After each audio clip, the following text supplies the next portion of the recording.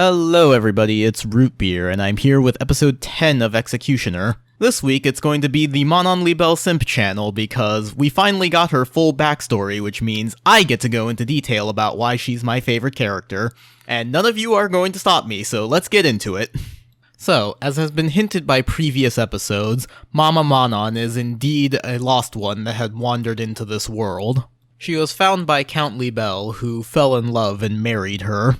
Because of this, the mom never got to use her powers because the Count was afraid he would lose her memories of him, and the burden was placed on Monon instead.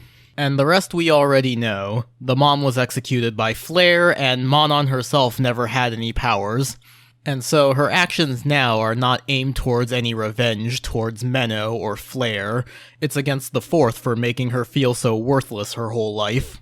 She wants to live up to their expectations and also show them how stupid their ambitions ultimately were. This is just a great twist on the revenge angle.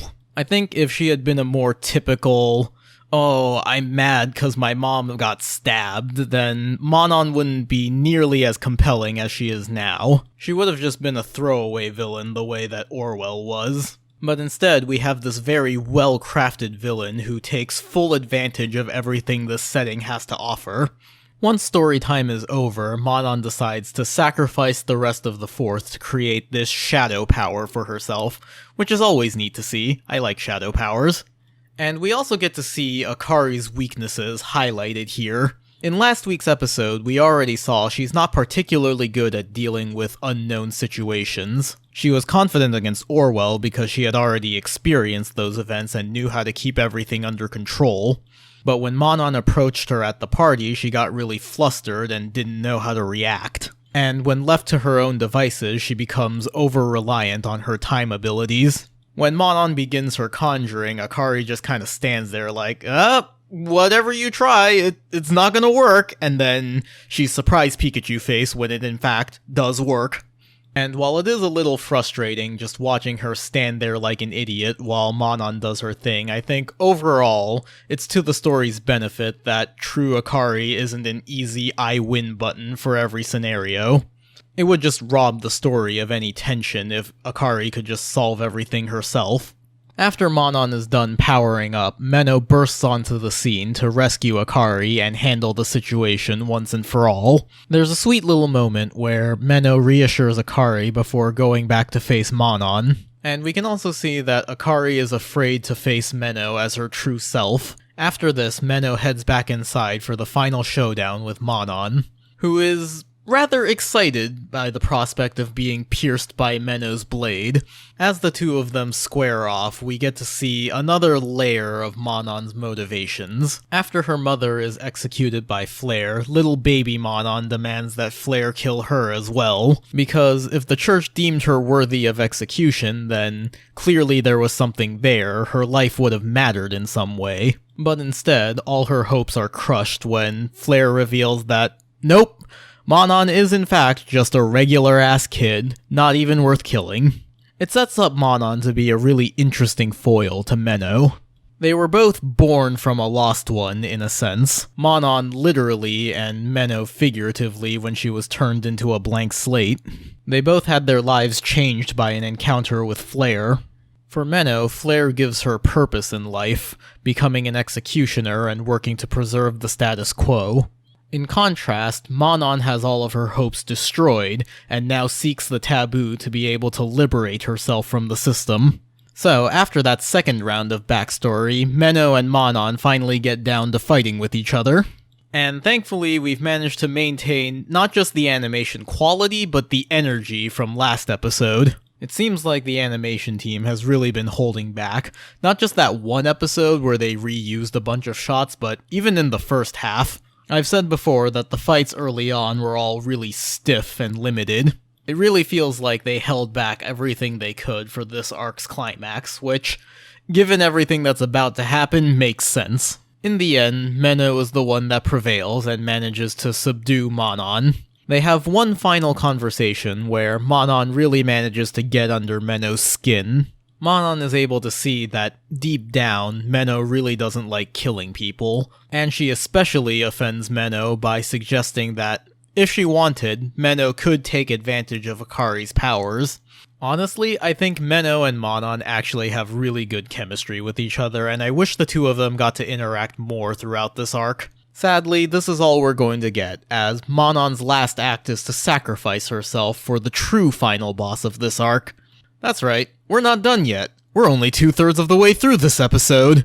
So, remember the little girl that got shoved in an Iron Maiden way back when? It turns out, she's evil. Literally, she embodies the pure concept of evil, which for some reason High Dive has chosen to translate as chaos, which, according to people who actually understand the moon runes, is wrong, and inconsistent with the novels, and their own translation from a previous episode. I honestly have no idea why they did that. But yeah, the little girl is Pandemonium, one of the 4 major errors who wields the pure concept of evil. Bet you didn't see that one coming. And I'm happy to say I think they successfully captured all of her gross, gory energy from the novels. Some things were blacked out in silhouette, like the moment she emerges from Monon's body and when she gets devoured by all the monsters that she summons. But then there's also the scene where Pandy twists her own head off, and we see everything happen in full animated detail with accompanying sounds, and it is absolutely disgusting. And that is still somehow not all the twists, because in the midst of her introduction, Pandemonium reveals that in the past there was an ivory hero that had previously defeated the 4 errors, which Meno didn't know about. So it seems like the church is hiding some key history even from its own members. Also, I just want to point out that this is another instance of inconsistent subs from High Dive. In previous episodes, whenever this concept was brought up, High Dive had always translated it as white, which is closer to the Japanese word. And they're now suddenly switching to the more stylized translation of ivory that the novels were using from the beginning. So, just in case you're confused, any previous instance of white is the same as ivory here. It's honestly really annoying how inconsistent High Dive is being with the terminology. All of this wiki dump lore stuff can already be pretty confusing for people. They don't need to make it worse by changing the terms halfway through. But I digress. Our episode ends with Meno squaring up to face Pandemonium. Overall, I think this has been one of the best episodes of Executioner. It's up there with episode 6, where they revealed true Akari for the first time. Manon is an excellent villain, and honestly, my main criticism of the episode is just that we didn't get more of her. They cut out one of her lines from the novel, where she expresses the belief that people are born twice. First, your literal physical birth, and then a spiritual birth where you learn to think for yourself. I don't think cutting it necessarily detracts from anything, it's just, it would have been a nice quote, you know, like good screen cap material. And, you know, she kinda gets overshadowed by Pandemonium. Which is understandable because Pandemonium is a big spectacle character, but I do wish a little bit more time was given to Monon just because this is her episode.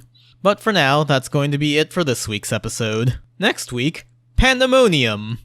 I don't really know what else to say. It's just going to be a nice big old climactic fight with Pandemonium. As always, if you like the video, please do all of the things required to appease the algorithm. As always, I do my own art. Link will be in the description. You can also follow me on Twitter, I guess. Thanks for watching, everybody. Bye-bye.